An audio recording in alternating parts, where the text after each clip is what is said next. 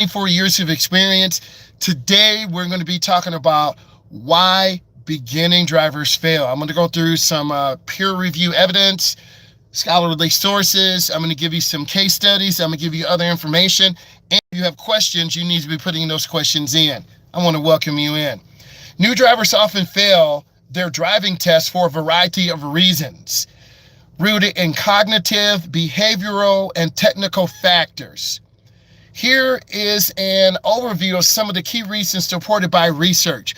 Whenever we talk about something that is very important, such as something that deals with behavioral science, driver's education deals with behavior, there's science behind it, we want to have factual information, because when you use factual information, it has more credibility and is able to be reviewed by my peers who are driving instructors, who are road testers, and who are individuals on the state and federal level.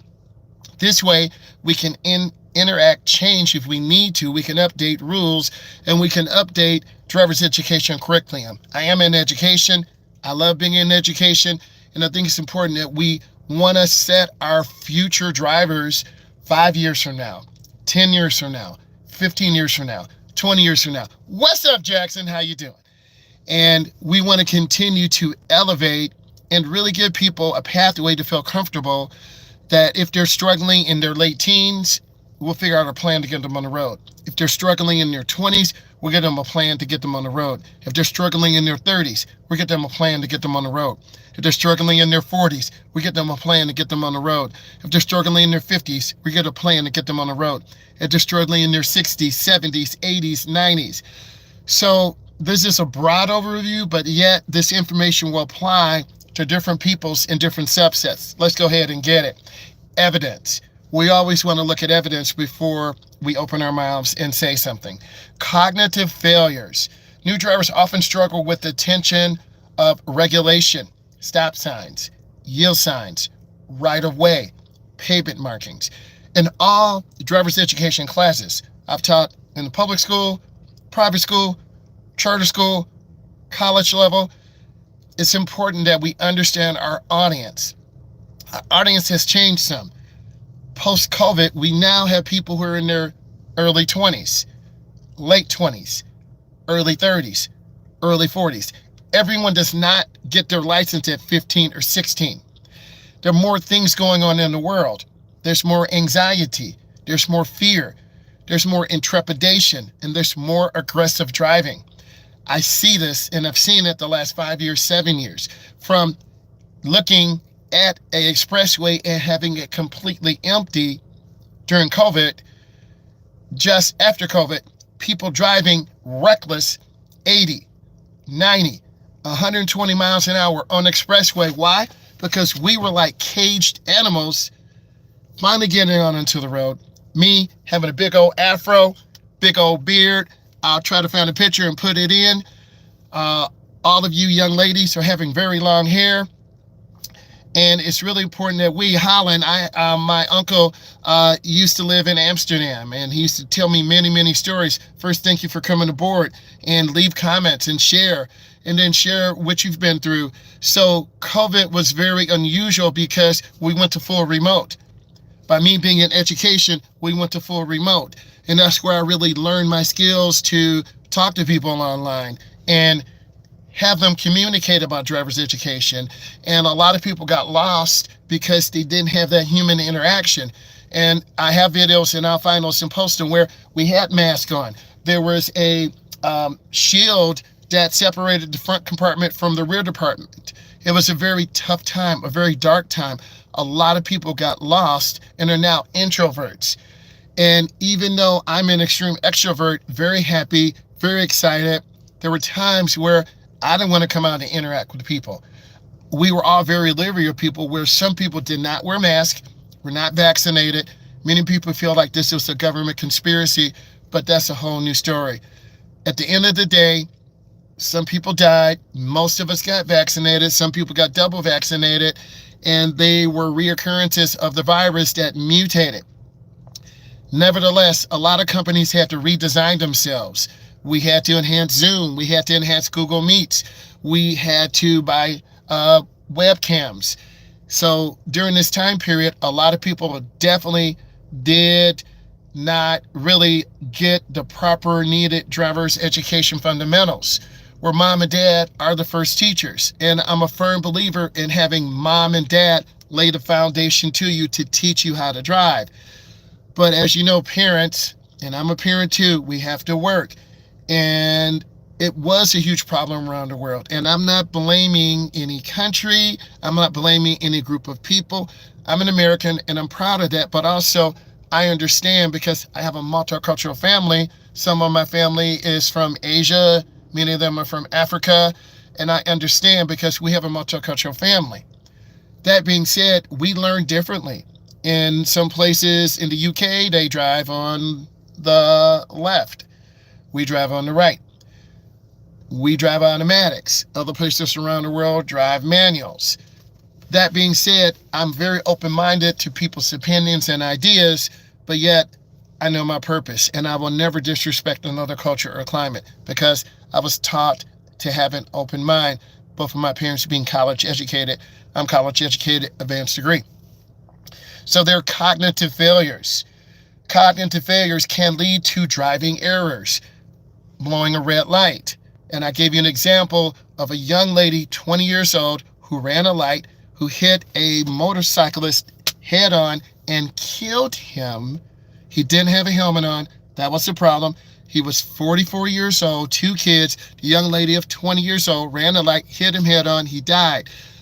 I saw them giving him CPR, pushing on his chest, but he died at the scene. 1, he should have had a helmet on. 2, that young lady was not coached properly. Why was she running a light?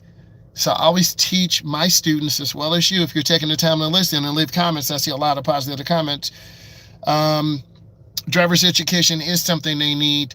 And that lady is ticketed, and it's an at-fault accident. That is manslaughter. She did not intend to kill someone that day, but it's a lesson learned. And in that part of the road near where the company is, it is marked on the ground because they had to do an accident reconstruction scene. That being said, I'm really focusing on fundamentals, mechanics, evidence. And let's continue. So a driving error would be you running the yellow light. You'll get deductions. A driving error would be you making a right turn on red when the sign says no right turn on red. A driving error would be you not yielding for traffic in the roundabout. And I do agree. I see a comment about driver's education around the world. We do need a driver's education national plan, but it's got to be customized to the UK. It's got to be customized to India. It's got to be customized to Africa. Got to be customized to India. Got to be customized to Canada. It has to be customized to countries. UAE. I have brothers and sisters who are listening to me. Thank you. I appreciate, because I'm looking at the global reach. So I'm an expert in my field in the United States. I know something about the G1, G2 in Canada. I know a little something about what's going on in the UK. I'm not an expert in those areas, but I want to learn. So if someone wants to come on, we do a co-live, we do a podcast. You reach out to me on Instagram, driving with Myles, driving_with Myles, MYLS. Reach out to me on Instagram, and then we'll get our conversation going, because we need to have a global voice in helping adults and teens learn how to drive and talk about these cognitive failures. Another cognitive failure is you not stopping at a red light. And if you go through this red light, obviously you will fail your driving test in any testing situation, whether it's in the UK, in India, in the United States, because that is a dangerous maneuver. Let me continue. Lapses. We all lose focus. How many times have you been driving and you miss your street? That's a lapse. How many times have you been driving on the expressway and you get on the wrong exit? That's a lapse. How many times you were driving and you didn't put gas in your car? That's a lapse. All people have lapses. We have a young group on one side of the bell-shaped curve. They're learning how to drive. They don't know how to drive. Don't be fooled, guardians, parents, instructors, older sisters, older brothers. Your younger brother or sister may appear as if they know how to drive, but they don't know cardinal directions. Same issues. People know nothing about space. Yes, 100%. This is correct. A lot of beginning drivers tailgate very aggressive. Thank you for sharing your information. And please make sure you subscribe and let's keep this conversation coming. My job has changed over the years from just teaching driver's ed to situational awareness. Thank you for the likes. Meaning, hey, you're in this downtown urban area, downtown Houston, Texas, downtown Los Angeles, California, downtown Detroit, Michigan, downtown Ontario, downtown Windsor. You as a driver have to be aware. You have to know the rules. Ignorance is no excuse. And the tests we give are for our region of the world. They're for our states. A Canadian driver's ed test will be different. A UK driver's ed knowledge test will be different. I have resources. So if you want me to do a live, a green screen, me going over this information, you have to let me know. Truckers have reached out to me. I need to do more on truckers. So if you're watching right now and you're a trucker and you want to do a share screen with me, if you're at a rest stop and you're watching this right now, reach out to me. Situation awareness is so important. And I can tell that T understands about what I'm saying. Are we in a neighborhood? Hazards, little kids, people backing out. Are we in the downtown area? Pedestrians walking across the street. In about an hour, it's going to be early lunch. People are going to be running across the street. You're right. Beginning drivers don't recognize when they're in danger.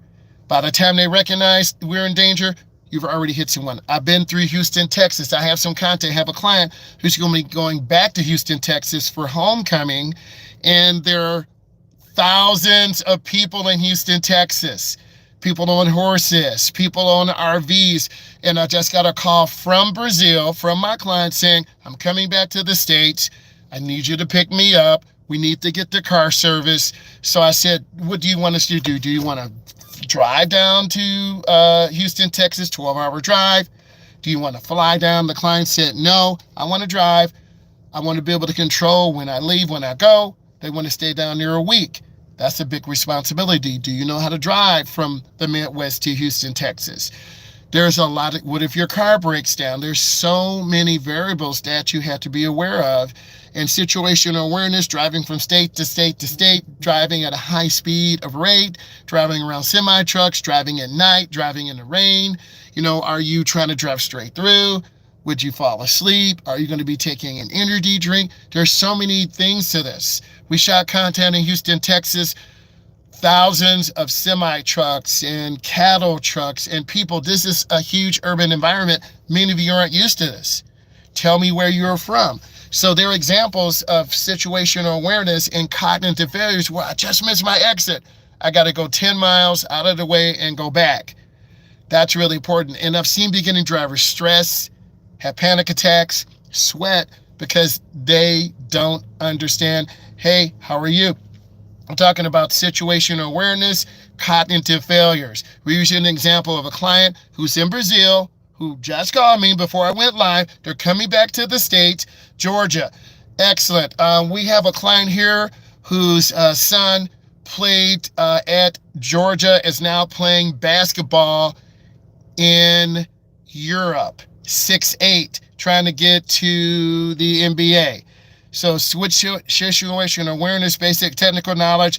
A lot of drivers don't want to learn about the vehicle. They don't want to learn about the brakes, the tires, oil changes, putting petrol in the car, cleaning off the window, cleaning and servicing your headlights.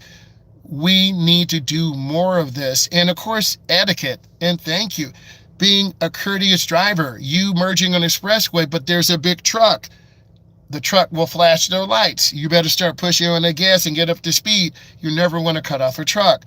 So remember, I'm teaching that 14-9 to about 18. And then I've taught adult clients, and their perspective is a little bit different. They're trying to get their license back. Maybe they got it taken away because of alcohol or crimes or unpaid tickets. See, you didn't know that about me. I've actually, as part of my driver's education development, I've worked for different companies, and help clients who are in their 20s, 25, 27, 30, who've lost their license. And part of their rehab program is to have a certified state instructor. They're in for a 4-hour session, 2-hour session as part of their probation. They have to sit in, we have a discussion, Q&A. I may have access to that. I'll call, and then maybe we might be able to get it posted. But the tones are different. We have adults who have kids. They know they don't have a license, but they're driving. They get caught. They get arrested. We know they have tickets. They get caught. They get arrested. Where in the younger group, they don't have a license. They didn't get it taken away from the state. So the tone and conversations are different, and people, for various reasons, well, I got to work. I know if I get caught, I'm going to go to jail, but I still got to work because my baby's mama is on me because I don't have money for my child. So it is different. I am sympathetic, but also you got to take personal responsibility.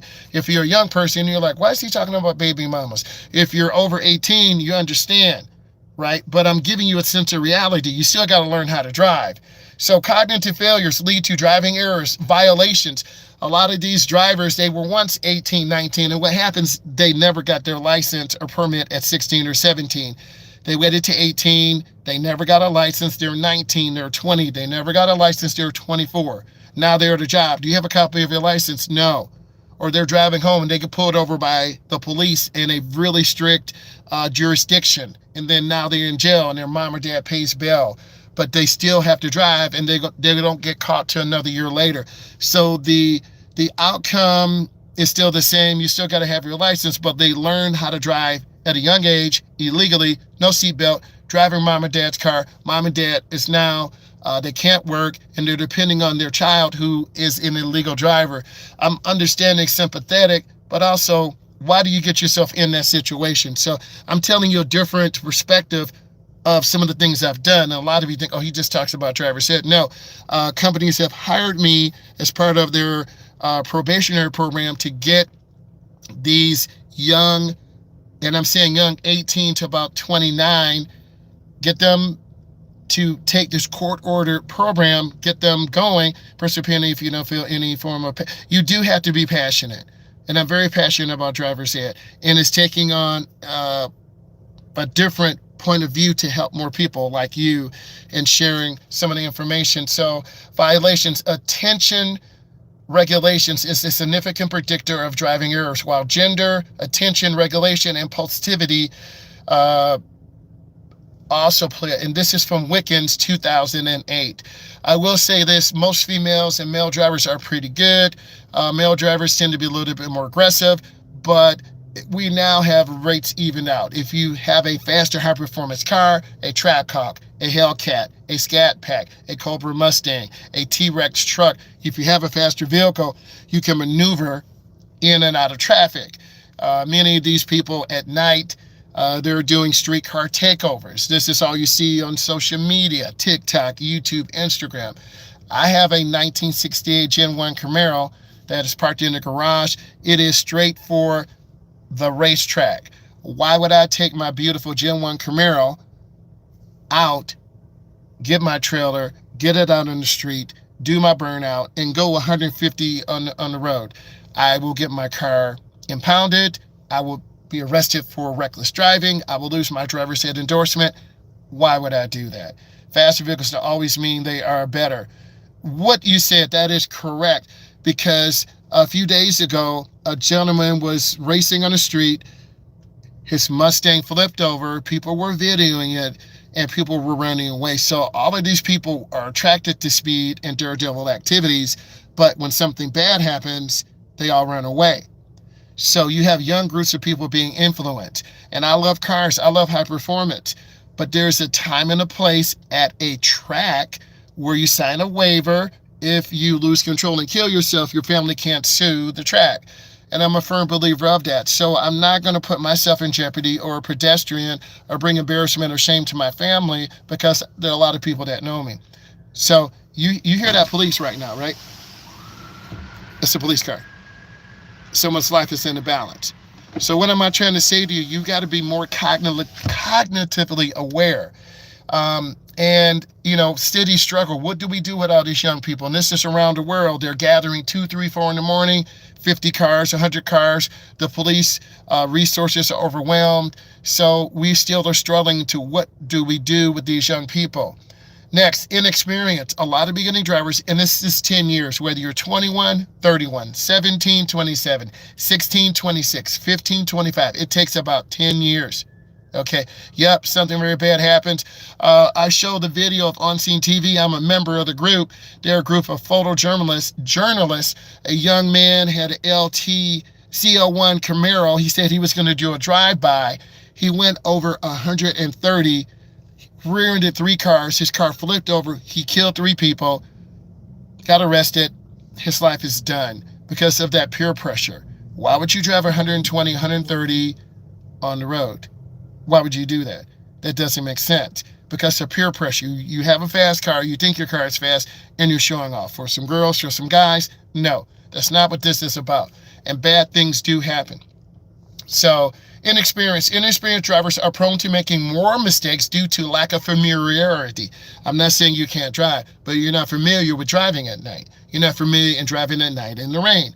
You're not familiar driving at night when there are groups of people on the streets who are touching your car, who are getting in your car, and who are doing inappropriate things at night. And that's going to lead to someone doing crazy things, touching females, destroying property, drinking alcohol. So these type of behaviors come out. And of course, on social media, and all these young people post this on social media, and then, hey, that's John. That's Marcus. That's Mr. Jones. What is he doing out? He won that race, but then he crashed. Next thing you know, you're in trouble by your group. So what am I trying to tell you? There's a time and a place for everything. You don't want to be out on the street. There's a time and a place for a car show, muscle car show. Example, in the Detroit area, in the Pontiac area, it's time to work. It's time to get going. I just want to end and tell you that inexperience is one of the key factors to do lack of driving conditions, vehicle handling, inattention. Inexperienced drivers are among notable to new drivers. This is Eber and Rodham, 1998. I just want to say thank you for all of you who took the time to listen. We're going to be editing this out, and I'm going to give you more information the next time I have a break. And subscribe, look at the videos, and if you like this format, let me know. Thank all of you for sharing your comments. Thank you all, T. Thank you, Jackson. Thank you, and all the others. David, thank you. I will be going on in a couple of hours, and I want to say thank you so much. It's been very stimulating. Bye.